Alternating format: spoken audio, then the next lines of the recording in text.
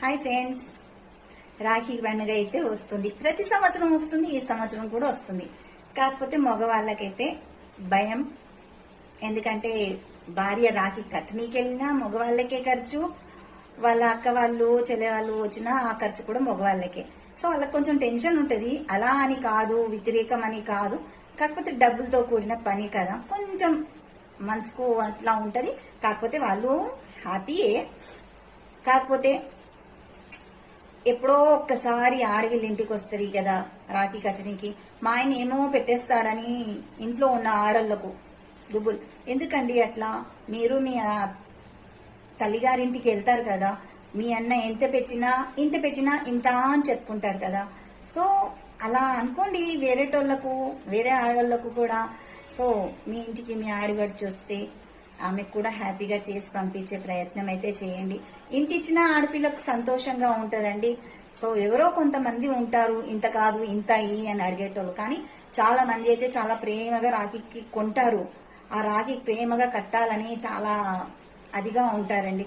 So వాళ్ళ ప్రేమను ఆదరించండి, వాళ్ళను ఆప్యాయంగా పలకరించండి.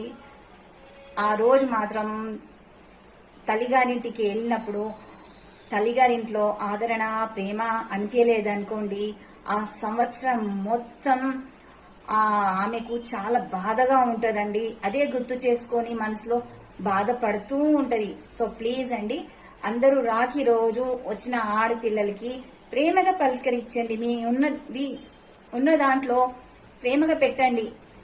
ఆ ప్రేమ అవతల వచ్చిన ఆడబడుచు కూడా అర్థం చేసుకోవాలండి.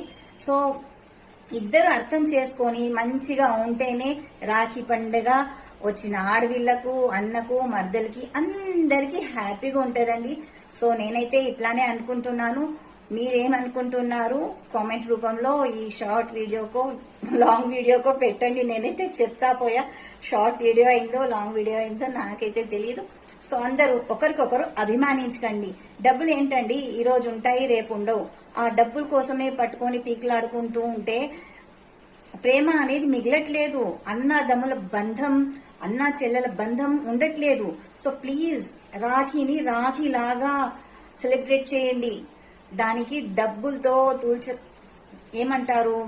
డబ్బులతో పోల్చకండి ప్లీజ్. ఇలా అంటేనే అన్ని ఫెస్టివల్స్ అన్ని మంచిగా జరుగుతాయండి.